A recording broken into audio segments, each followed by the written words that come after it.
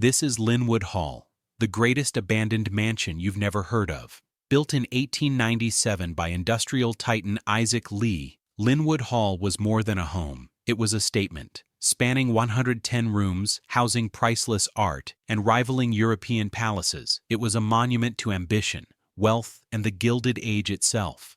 Families marveled at its grandeur, but few realized the cost behind the glittering walls. And yet, behind its gilded doors, secrets were quietly buried. Every corner of Lynnewood Hall tells a story of craftsmanship beyond imagination. Italian marble floors, hand-carved ceilings, sweeping staircases that could host entire orchestras. This wasn't just a house, it was a masterpiece. Architects called it America's Versailles. And in its heyday, the halls echoed with music, laughter, and whispers of the elite. But even masterpieces fade, and not all beauty survives the passage of time. In the waning years of the 19th century, the air along the rolling hills of Elkins Park, Pennsylvania, shimmered with ambition, the kind of ambition that leaves footprints not just on the earth, but in the very stone of the world. Here, where oak trees stretched like silent sentinels and the wind carried whispers of wealth and power, one man dared to build not just a home, but a monument to his dreams. Isaac Lee, scion of a rising industrial dynasty, had amassed a fortune so vast it seemed limitless, yet it was never enough.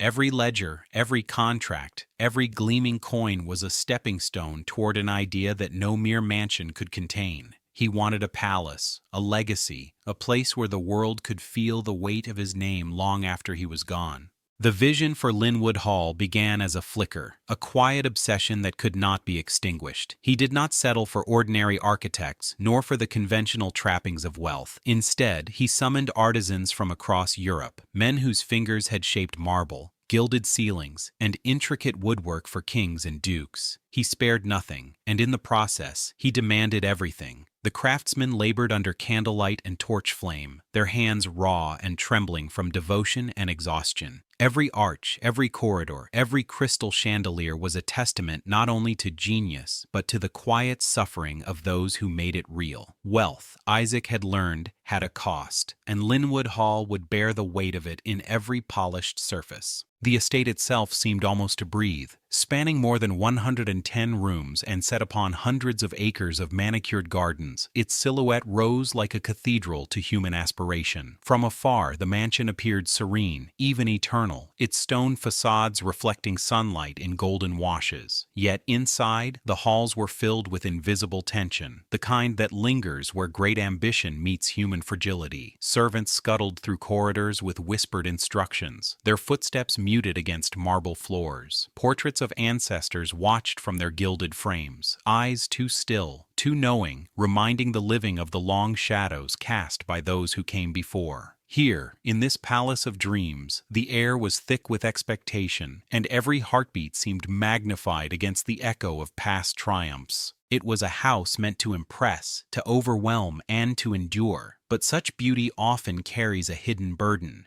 Isaac's vision was not merely for splendor, it was for immortality, a permanence that could only be purchased with obsessive care. Nights bled into days as he walked the halls alone, inspecting each piece of furniture, each carved relief, as if the mansion itself were alive, demanding scrutiny, judgment, perfection. The walls absorbed his anxieties, the ceilings held his fears like fragile glass, and the windows reflected both his ambition and his isolation. The wealth that allowed him to build Lynnewood Hall could not protect him from the loneliness that came with it, the quiet ache of a man who had everything but could not share it freely with anyone, not even his family. The construction of Lynnewood Hall became a theater of human endurance. Stonemasons bent beneath the weight of blocks heavier than a man's dreams. Sculptors worked feverishly to capture fleeting moments of beauty, and painters traced the curves of ceilings that seemed to stretch into eternity. Yet in this frenzy of creation, tension mounted. There were whispered arguments in candlelit hallways, quiet resignations in the servants' quarters, and the soft, suffocating pressure of expectations no one could voice aloud.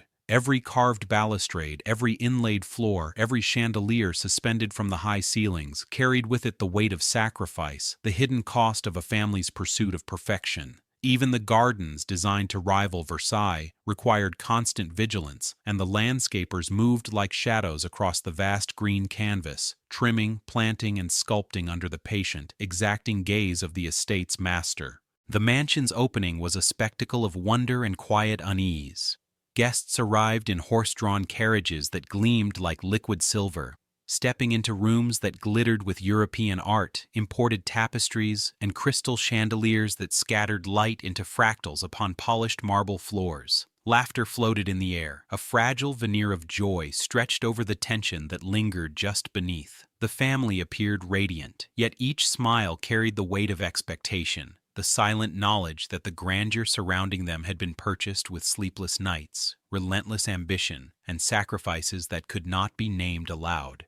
Even amidst celebration, Lynnewood Hall held a haunting presence, as if the very walls remembered the labor, the devotion, and the quiet suffering of those who had brought it to life. Over time, the mansion became more than a home. It became a world unto itself. Isaac's children wandered its endless corridors, their laughter mingling with the echo of footsteps long vanished. The estate held rooms that seemed to exist solely for music, for art, for the quiet contemplation of beauty so rare it threatened to overwhelm the human spirit. Yet for all its splendor, there was an undercurrent of unease. The house was so vast, so meticulously curated, that it seemed to demand obedience, to shape those who dwelled within it. Even the servants, moving silently between kitchens and bedrooms, felt the weight of unseen eyes, the pressure of lives measured against perfection. Every day in Lynnewood Hall was a delicate balance between awe and tension, desire and restraint, ambition and the quiet ache of human limitation.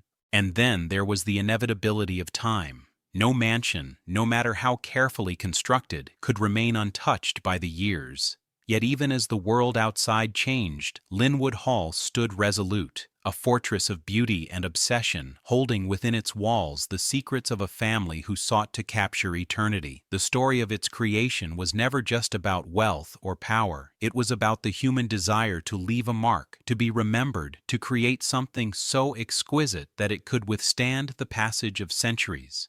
And it is this human tension, this quiet obsession, that gives Lynnewood Hall its true power, a presence that resonates long after the last candle flickered, long after the marble floors began to cool, and long after the laughter faded into memory. The mansion's history is not written solely in stone and timber, but in the invisible imprints of those who lived, labored, and dreamed within its walls. Each room carries the weight of ambition and the echo of longing. The house is a repository of human emotion, a testament to the price of beauty, and a reminder that even the most dazzling creations are inseparable from the sacrifices required to make them real. To stand before Lynnewood Hall is to feel both awe and melancholy, to sense the ambition that built it, and the quiet, unspoken toll that ambition exacted. It is here, in this grand palace of human desire, that the story of a family, a dream, and an era of excess unfolds. And it is here that the tension between grandeur and vulnerability is most profoundly felt. The first time one sets eyes on Lynnewood Hall, it is impossible not to feel the weight of ambition pressing from every stone. The mansion rises from the landscape with a quiet defiance, its long facades catching the light like a jewel forged from European dreams. Marble, limestone, and granite come together not merely as materials, but as a language of power, speaking of wealth, taste, and the inexhaustible desire of a man determined to leave a mark that time could not erase. Every surface seems to breathe, as if the walls themselves were alive, attuned to the footsteps, whispers, and secrets of those who dare to enter. The grandeur is almost suffocating, and yet it beckons, drawing visitors into a space where beauty is absolute, and yet, with each step, the cost of that beauty becomes impossible to ignore. The mansion's exterior is a study in calculated elegance, a symphony of lines, columns, and arches that rise with effortless authority. From the ornate cornices to the sculpted balustrades, each detail tells a story of patience, precision, and human devotion stretched to its limits. Craftsmen traveled from faraway lands, some on foot, others by ship, carrying tools and traditions centuries old, trained to shape stone and wood into forms so intricate that they seem impossibly delicate. It is said that some of the marble came from the same quarries that once supplied the palaces of Italian nobility. and each slab bears the subtle fingerprint of those who carved it, invisible yet ever present. And yet, beneath the splendor lies tension.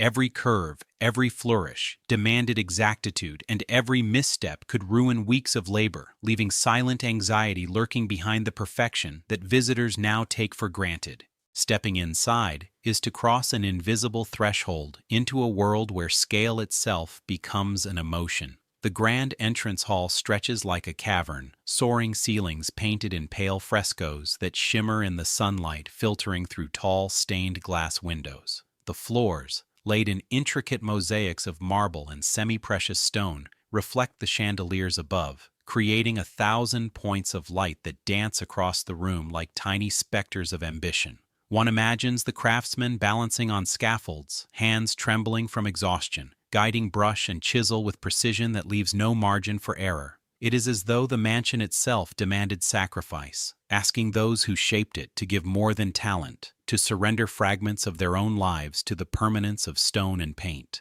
The staircase, a centerpiece of both design and human drama, winds upward with a grace that seems effortless, yet every step was planned, measured, and debated. The balustrades are carved with motifs of nature, from twisting vines to delicate flowers, each one telling a story of patience and artistry. The handrails, polished to a mirror-like finish, bear the weight of countless hands, both noble and laboring, as though the mansion remembers the touch of everyone who passed through. There is a quiet tension here, in the way the staircase seems to hover between function and performance, demanding reverence, drawing the eye upward as if the ascent itself were a metaphor for the ambitions that built it. And all around, the ceilings whisper the same story. Ambition is beautiful, but it exacts a toll. Lynnewood Hall's rooms are a meditation in luxury, yet each is tinged with a subtle melancholy. The dining hall stretches long enough to seat dozens of guests, its crystal chandeliers suspended like frozen waterfalls, each prism catching and refracting light in patterns that could hypnotize. The walls are lined with imported tapestries and paintings, each an unspoken declaration of wealth, taste, and obsession. But the rooms do not merely house beauty. They contain tension, the quiet anxiety of those who live within walls so vast and precise. The floors creak softly underfoot, as though sighing with the memories of dinners, whispered arguments, and conversations held in shadowed corners. The beauty is palpable, almost intoxicating. Yet it carries the unmistakable weight of human effort, a reminder that perfection is rarely free of cost. Each corridor leads to discoveries that unsettle as much as they awe. Hidden doors and secret alcoves lie behind panels of carved wood, spaces created not for practicality but for curiosity and control. Servants moved through these passages with quiet efficiency, carrying messages or trays, unseen yet essential to the illusion of effortless grandeur. One imagines the whispered steps in these halls, the low murmur of lives lived in service to the vision of another. There is an intimacy in the hidden spaces, a human story etched into walls and floors, revealing the tension between opulence and ordinary existence, between the demands of beauty and the quiet sacrifices made to sustain it. Every door is a threshold, every shadow a memory, and every creak a reminder that even perfection is fragile. The lighting, natural and artificial, was orchestrated with the precision of a composer. Sunlight filters through leaded windows in the afternoon, painting patterns across walls and floors, while at night, chandeliers ignite a warmth that seems almost sentient. Every flicker of candlelight or glint of crystal is a carefully crafted experience, designed to awe, to impress, and to assert control over perception itself. But the meticulous planning also hints at obsession, the kind that consumes time and energy, the kind that haunts the designer and the master alike. The mansion is beautiful, undeniably so, yet it feels alive in its insistence that beauty cannot exist without devotion, vigilance, and sacrifice. Even the smaller rooms, designed for quiet reflection or study, pulse with a strange energy. The libraries hold shelves upon shelves of leather-bound tomes, each spine worn by careful hands, each page a testament to the era's hunger for knowledge and status. Yet within these quiet spaces, one senses the tension of expectation. Every decision, every book selected, every artifact displayed contributes to a narrative of wealth, influence, and the desire to be remembered. The mansion is both both a shelter and a stage, offering beauty while demanding constant attention, a reminder that human ambition and artistry are inseparable from endurance, patience, and often quiet suffering. From the grandest ballroom to the smallest servants' quarters, the mansion resonates with a rhythm born of human obsession. The floors, the ceilings, the walls, each holds stories, both celebrated and hidden, of lives intertwined with the architecture itself. The tension between grandeur and fragility is everywhere, in every polished surface and shadowed corner.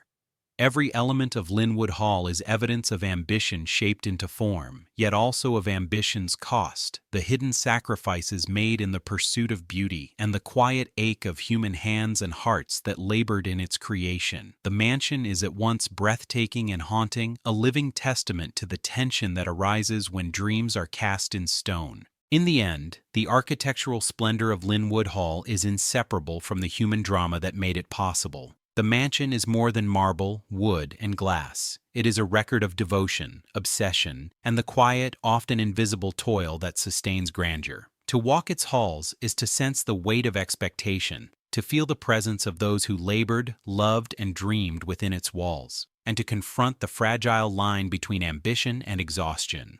It is a space where beauty cannot exist without sacrifice, where light and shadow trace not just form, but human emotion, and where every step draws the visitor deeper into the tension that created one of the greatest, most haunting architectural wonders of the Gilded Age. The walls of Lynnewood Hall have seen laughter and whispers, opulence and obsession, yet it is the stories that unfolded in its shadowed corners that linger the longest. It was a mansion built to impress, to dominate the imagination, to declare without question that its master commanded wealth, taste, and power. Guests arrived in horse-drawn carriages gleaming under the sun, their gloves and gowns immaculate, their eyes wide with anticipation. The great doors opened, revealing floors that reflected chandeliers in 1,000 prismatic lights, ceilings that seemed to float on invisible currents of air, and rooms so vast that they swallowed human presence in awe. But behind the veneer of celebration, tension simmered like a slow, invisible fire waiting to consume the unwary.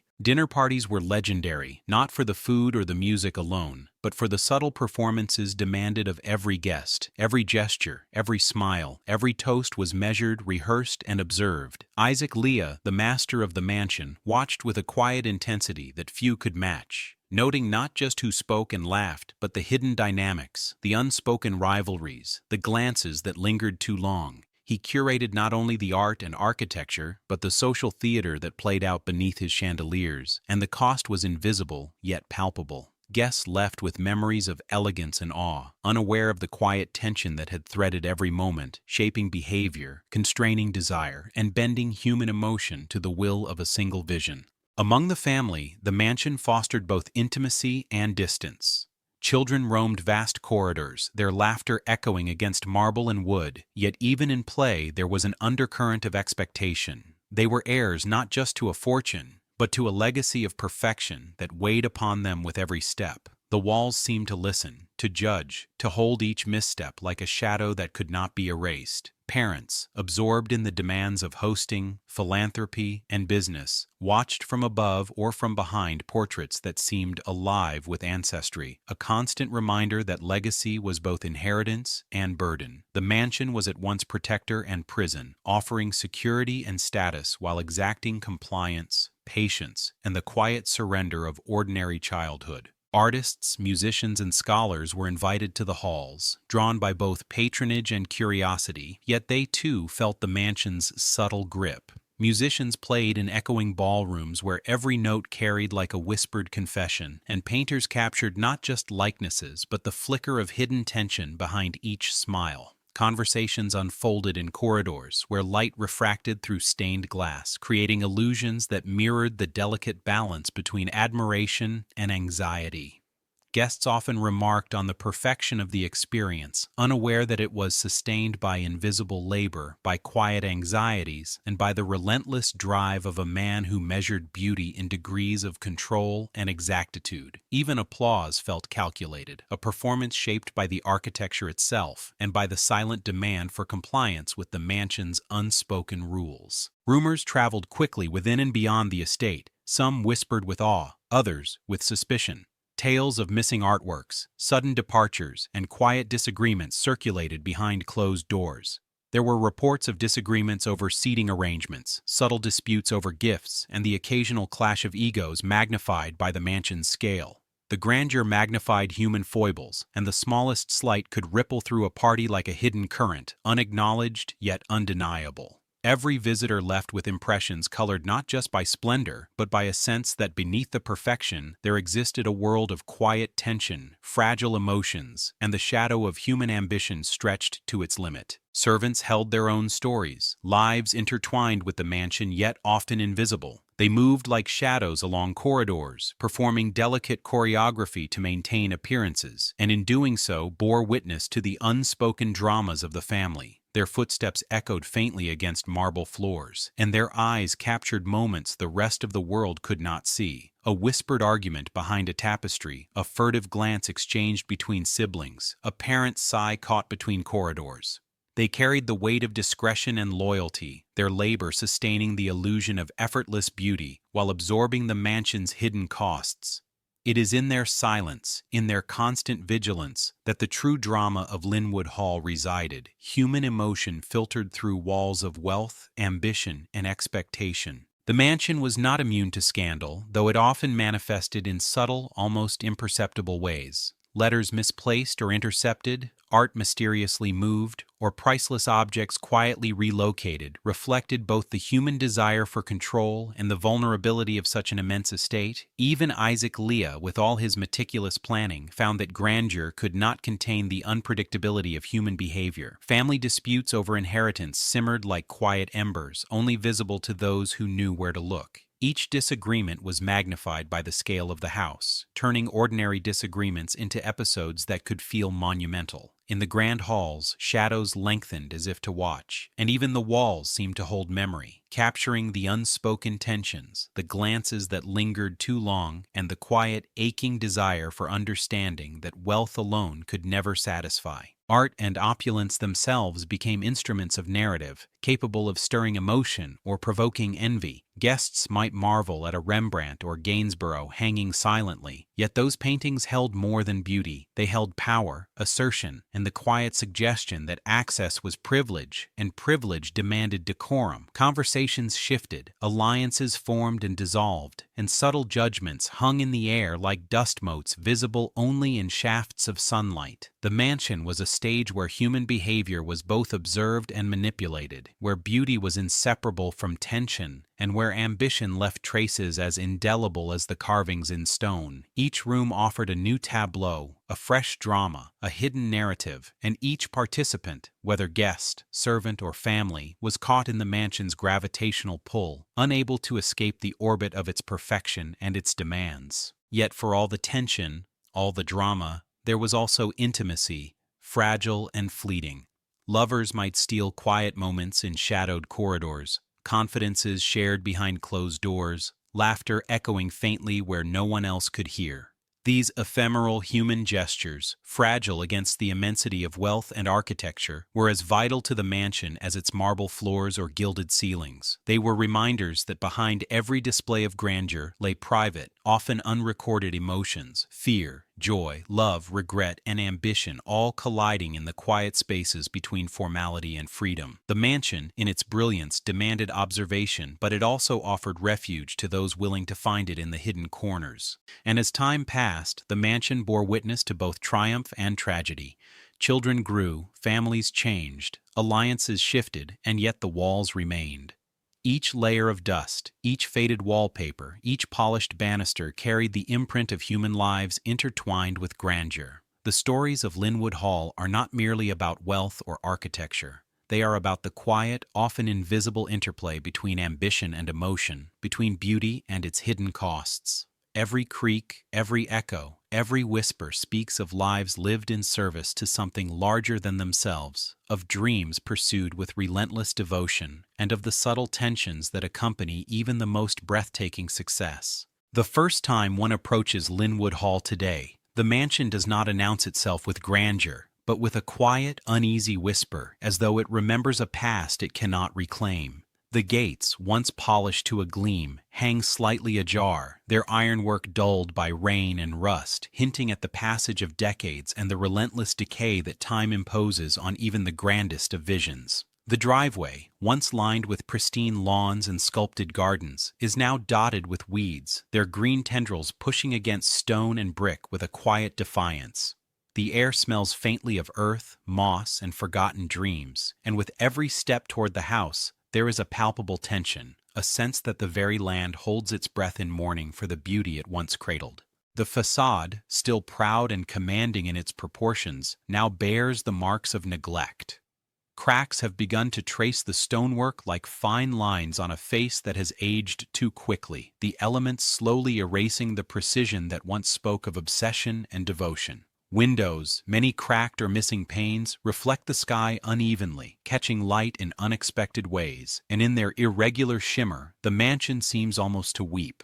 The grand entrance, once a threshold to awe and ceremony, is silent, its doors closed to all but the wind and the occasional shadow of an intruder seeking to glimpse the past. Even in ruin, the house retains a kind of authority, a haunting reminder that human ambition can build wonders, yet cannot forever shield them from entropy. Inside, the silence is almost sacred. Marble floors, dulled by dust and scattered debris, stretch beneath ceilings whose frescoes have begun to fade, the paint peeling in thin, curling sheets that catch the light like fragile memory. Chandeliers hang like fragile skeletons, their crystals dull or missing, yet still scattering shards of light when the sun passes through broken windows. Each step echoes in the cavernous halls, a reminder that the mansion, despite its beauty, has become a monument not only to human achievement, but to absence, to the slow, inexorable retreat of time. One feels the weight of history pressing down, the accumulated years of joy, sorrow, tension, and ambition now suspended in the quiet air. Rooms that once hosted laughter and music now lie in strange, almost eerie calm. Furniture, if it remains, is faded, draped in white sheets, as if attempting to hide from the very light that once celebrated it. Tapestries, once vibrant, have dulled to muted tones, the patterns still visible but softened by neglect, as though the walls themselves have sighed and allowed color and life to seep away. The library, once a sanctuary of learning and contemplation, now holds books warped by humidity, their pages curling and fragile, the knowledge within teetering on the edge of oblivion.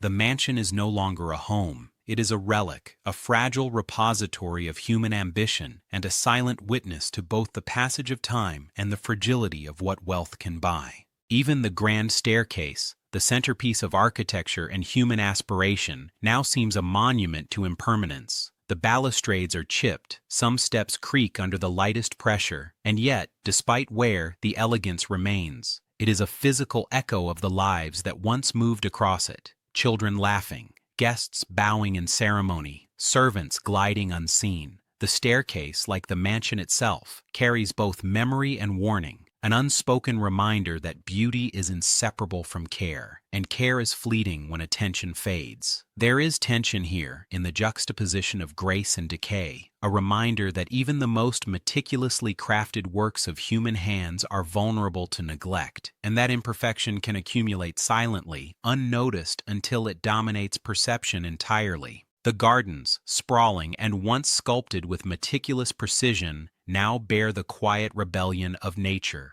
Trees grown too tall cast shadows across the gravel paths, hedges rise wild and unpruned, flowers struggle through cracks in stonework that once defined order and elegance. Birds and small animals now claim what was once strictly human, their presence a soft, persistent reminder that life continues even when human ambition falters. The wind carries the scent of damp earth and moss, and occasionally the faint echo of past celebrations, as if the air itself is haunted by memory. There is a tension here between reclamation and abandonment, between beauty created and beauty surrendered, and one cannot help but feel that the estate itself mourns what has been lost while still holding the promise of revival. Beyond physical decay, there is a deeper, almost invisible erosion that gnaws at Lynnewood Hall. the fading memory of human stories. The laughter, arguments, whispers, and ambition that once animated these halls now exist only in echoes, fragile as dust. Descendants have scattered, visitors are few, and the world beyond has moved on, leaving the mansion suspended in a liminal space between past and present. Each room feels heavy with unspoken emotions, the pride of creation, the anxiety of perfection, the melancholy of wealth unshared. There is tension in the very air, a persistent sense that beauty carries within it both the cost of its making and the inevitability of its undoing. The mansion has become a mirror, reflecting not only its former glory, but the human fragility that always shadows ambition. Occasionally, one finds traces of human effort still clinging to the edges of decay. A handrail polished from decades of contact, a fireplace still holding faint traces of ash, the curve of a chair that has borne witness to countless conversations. These details are intimate, almost painful in their insistence on memory, reminders that the mansion is not just stone and glass, but a vessel of human lives, labor, and emotion. The tension is palpable, the desire to preserve, the inability to stop time, and the quiet understanding that even the most careful guardians can only delay the inevitable erosion that every grand human endeavor faces. It is in these spaces, between permanence and impermanence, that Lynnewood Hall reveals its most profound lesson. Ambition and beauty are inseparable from sacrifice and vulnerability. Even in its decline, there is a strange, almost sacred majesty to the mansion. Sunlight streaming through broken windows catches on dust motes, painting the halls with fleeting brilliance, and shadows pool in corners as if protecting secrets that have survived generations. One feels a tension between awe and sorrow, between admiration and mourning, as the mansion seems to speak directly to those willing to listen. The ceilings, once vibrant with frescoes, seem to bow under the weight of history. The floors, scuffed and cracked, retain the rhythm of footsteps long gone. And the walls, stubborn and enduring, hold within them the echo of ambition, obsession, and the human cost of creating something meant to transcend mortality. Lynnewood Hall's decline is not merely the story of stone weathering and paint peeling. It is the story of human emotion frozen in time. It is the ache of ambition untempered by permanence, the quiet cost of obsession, the fragile intersection of beauty and impermanence. Every crack, every shadow, every shaft of light cutting through broken windows carries a narrative of both triumph and tragedy. The mansion exists as a tension between what once was and what could be, between memory and neglect, between the human desire to create and the inevitable relentlessness of time. It is impossible to walk these halls without sensing the profound emotional resonance of lives lived, dreams pursued, and the impermanence of even the most magnificent human achievement. Lynnewood Hall is more than marble and crystal, more than ceilings that soar and halls that echo with memory. Beneath its grandeur lies a labyrinth of secrets, carefully folded into the architecture, whispered through the floors, and hidden behind panels that have not felt a human touch in decades. Even in decay, the mansion hums with quiet mystery, a pulse that can be felt by those who move slowly, whose ears are attuned to the faint creak of floorboards, the sigh of wood expanding, the whisper of air through a broken window. It is a house that seems to breathe not only with the life it once held, but with the presence of what has been forgotten, lost, or deliberately concealed. The art collection, once the jewel of Isaac Lee's ambitions, holds stories that extend far beyond the brushstrokes of masters.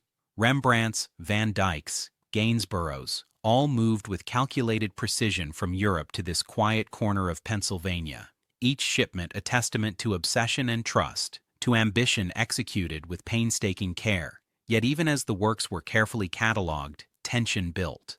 There were decisions to be made about placement, lighting, and preservation, arguments whispered in private galleries, disagreements over whose approval mattered more, whose vision for the house would dominate. The paintings themselves became characters in an unfolding drama, silent yet potent witnesses to human desire, fragile expressions of genius and wealth, and the invisible negotiations that underpinned their presence. Rooms that seem ordinary at first glance often conceal the extraordinary. Behind panels carved into wood, secret staircases twist into darkness, leading to servants' passages, storage rooms, and spaces that no guest was meant to see. These hidden corridors were more than practical. They were instruments of control and discretion, a way to shape the experience of the house, to regulate movement, and to keep certain truths truths from plain view. It is here, in these narrow shadowed spaces, that the mansion's human tension is most palpable.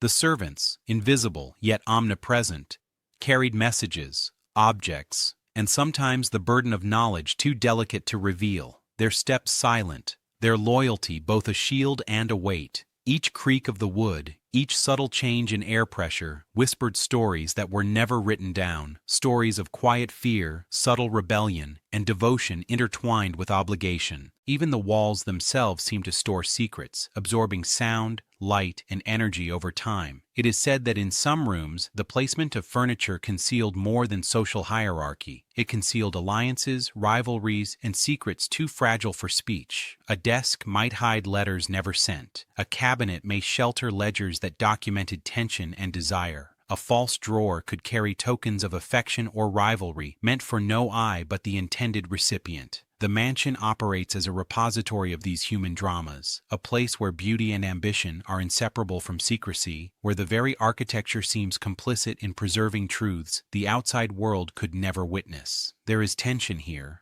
quiet but persistent, that beauty and order are always interlaced with intrigue. The treasures of Lynnewood Hall extend beyond art into objects that whisper human obsession. Silverware engraved with monograms, porcelain crafted with obsessive delicacy, clocks that ticked with meticulous accuracy, all reflect the drive for perfection, the human need to assert control over time, taste, and legacy. Yet each of these objects also hints at fragility, the bowls chipped from use, the clocks halted by disrepair, the silver dulled with neglect. They are reminders that treasures are not merely defined by rarity or craftsmanship, but by the human devotion that sustains them and the inevitable erosion that accompanies time and absence. There is a strange melancholy in observing them. The hands that polished them are long gone. The minds that curated them no longer dictate their placement, and the mansion itself has begun to reclaim what human obsession had once commanded. Even beneath the floors, hidden spaces hold traces of human intention. Crawl spaces, basements, and storage rooms are repositories for objects deemed too mundane for display, yet each carries its own weight of memory. Faded documents, dust-covered trunks, and forgotten furniture bear witness to ordinary life within extraordinary walls, to the labor, devotion, and quiet sacrifices that sustain the illusion of effortless grandeur. The mansion is layered not only in architecture but in human presence. Every hidden corner a vessel of stories, and every shadow a reminder that wealth and beauty, however dazzling, are always inseparable from labor, secrecy, and human tension. The ceiling frescoes, many now faded, conceal details that few have ever paused to consider. Figures painted in muted shades, angels and muses frozen in eternal expression, often hide subtle messages or allegories meant to speak only to the initiated. They reflect not only aesthetic ambition, but the desire to encode personal, private narratives into art, a quiet assertion of power and intellect that transcends visibility. Those who walked beneath these ceilings, whether guests dazzled by grandeur or servants accustomed to their presence, were often unaware of these subtleties, yet the mansion preserved them, the art holding within it human desire, anxiety, and intention for those who knew how to read between brushstroke and shadow. Even the gardens, overgrown now and claiming their own space once carefully structured by human hand, retain secrets. Statues face directions that speak to forgotten pathways, fountains echo with water channels long diverted, and hidden groves once intended for private reflection now shelter the quiet passage of wildlife. It is in these spaces, both curated and reclaimed, that the mansion's human stories meet the persistent resilience of nature. There is tension here between intention and abandonment, between the meticulous cultivation of ambition and the wild, patient persistence of life beyond human control. Every vine, every stone, every fountain holds a whisper of a past obsession, a hidden narrative, a quiet longing that was once encoded in the mansion's very design. Perhaps the most haunting treasures of Lynnewood Hall are the stories themselves, encoded into space, object, and art. Letters tucked behind moldings, small artifacts left in drawers, the faint smell of old ink and polished wood, all carry an emotional resonance that wealth alone cannot buy. They speak of ambition, of secrecy, of human desire to create, preserve, and control. They whisper of tension between generations, of fleeting alliances and forbidden affection, of the invisible labor and silent devotion that gave life to a house that now stands partly abandoned, partly alive and wholly evocative. Each treasure, each secret, each shadowed corner offers a connection across time, a window into human emotion that refuses to be erased, no matter how the years press against the walls. Lynnewood Hall, in its quiet decay and its hidden brilliance, reminds us that true wealth is measured not only in gold or art, but in the depth of human stories embedded within a place. The mansion is a living archive of human obsession, labor, and emotion, its treasures and secrets holding lessons invisible to those who seek only to admire the surface. Every hidden panel, every concealed object, every forgotten painting is a thread in a web of desire, ambition, and sacrifice, a silent testament to the fact that beauty and secrecy are inseparable, and that the most profound treasures are often the ones unseen, the ones that wait for a careful eye, a patient mind, and a willing heart to discover them. Even in its silence and decay, Lynnewood Hall exudes a presence that defies abandonment. The air seems charged, as though the mansion itself waits, patient and expectant, for someone to notice, to recognize the stories it still holds, and to act before time erases them entirely. The gates, rusted yet defiant, open to a landscape slowly being reclaimed by nature, and in that moment, one senses the fragile threshold between ruin and revival. Every broken window, every faded fresco, every creaking floorboard whispers of what was lost and what might yet be saved, and the mansion becomes not just a relic, but a call to attention, a plea for preservation that resonates deep within anyone who steps across its threshold. Those who have taken up the mission of saving Lynnewood Hall carry a quiet intensity that mirrors the obsession of its original creator. Preservationists walk through the halls with reverent footsteps, cataloging every crack, measuring every beam, photographing each faded detail, knowing that the mansion's very essence is fragile and irreplaceable. Their work is meticulous, often exhausting, and sometimes thankless. Every decision carries weight, for a misstep could accelerate decay rather than halt it. There is tension in this labor, a persistent awareness that the mansion's beauty is inseparable from its vulnerability, and that preserving it demands devotion as absolute and consuming as the ambition that built it.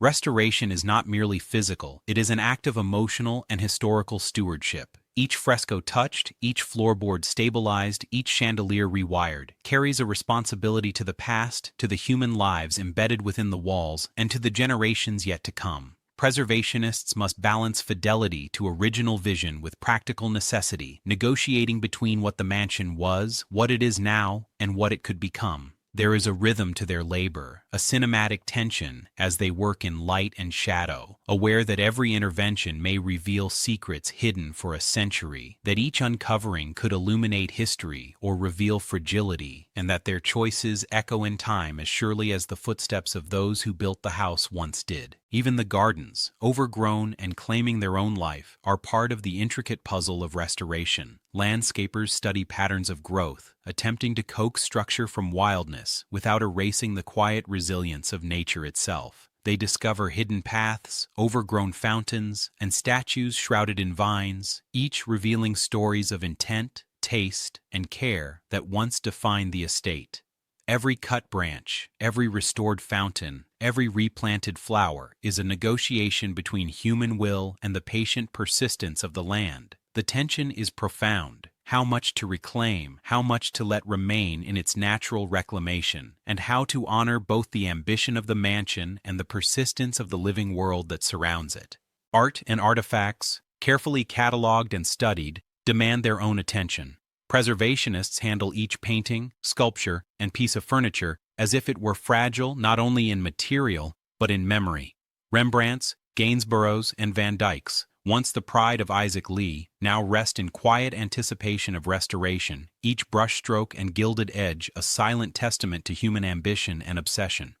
There is tension in this work, a constant awareness that art is both resilient and delicate, that its meaning is inseparable from its environment, and that the mansion itself is the vessel that gives it context.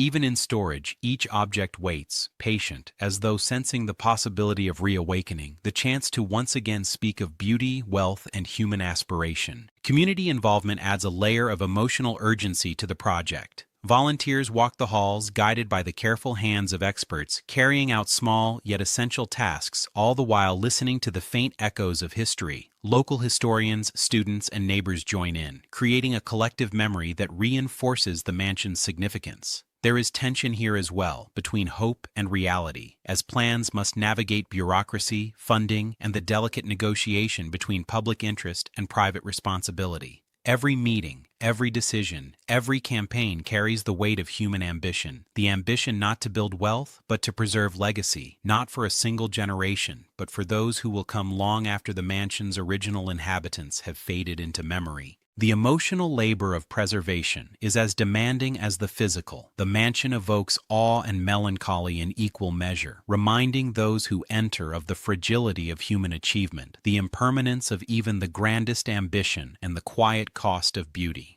Preservationists must confront these emotions daily: the longing for perfection, the sorrow for what has been lost, the patience required to repair without erasing, and the humility to recognize that no one can fully capture the spirit of a house built on obsession and devotion. There is a profound tension between admiration and mourning, between respect for what was and hope for what can be, and navigating this tension is itself an art, requiring sensitivity, persistence, and an intimate understanding of human desire and frailty. As work continues, discoveries emerge that remind all involved of the mansion's depth. Hidden panels reveal letters, forgotten objects, and artifacts long thought lost. Each discovery is a narrative, a connection to the people who built, served, and lived within the estate. These treasures carry emotional resonance, revealing alliances, rivalries, and intimate human moments frozen in time. There is a thrill in uncovering them, but also a burden to interpret, to preserve, and to honor them without imposing modern assumptions or erasing nuance. The mansion's secrets demand patience and respect, a recognition that human ambition leaves traces that endure, even in silence, and that preservation is as much an act of listening as of repairing. The mansion's structure itself tells stories that inform the work. Marble floors, wooden beams, and frescoed ceilings speak not only of wealth but of labor, vision, and the quiet human obsession that brought them into being. Preservationists walk in rhythm with these stories, noting where materials have weakened, where previous repairs have altered intent, where the house's own voice must be honored.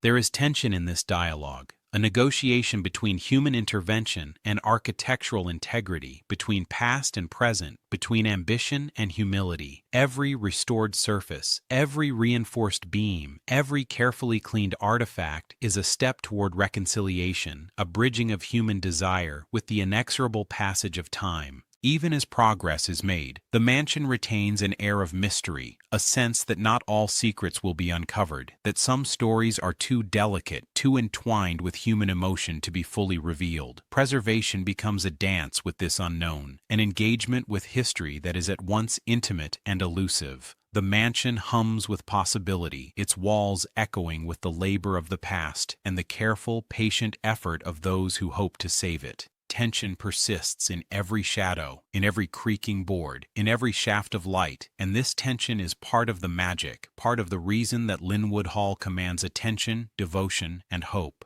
Through careful labor, insight, and persistence, Lynnewood Hall begins to hint at renewal. Floors regain stability, frescoes become legible again, chandeliers reflect light as they once did, and gardens show the first signs of order returning amidst the wild. There is a fragile rhythm to this revival, a cinematic unfolding that evokes awe, melancholy, and cautious optimism in equal measure. Those who walk these halls can feel the mansion breathing once more, sensing the delicate balance between past ambition and present devotion, between decay and restoration, between human obsession and hope. Each restored detail is both a triumph and a reminder of fragility, a testament to human persistence and the enduring power of beauty when it is valued, understood, and fiercely protected. Lynnewood Hall, in the hands of those who dedicate themselves to its care, becomes a symbol not only of Gilded-Age splendor but of human resilience, reverence, and the capacity to honor history without being enslaved by it. Every corridor, every room, every hidden panel carries the weight of both memory and possibility. Preservation is a negotiation with time, a delicate balance of emotion, labor, and vision, and it is here, in the quiet focus of those who strive to save it, that the mansion begins to whisper once more, not only of wealth and ambition, but of hope, devotion, and the enduring human desire to create something that transcends the fleeting years.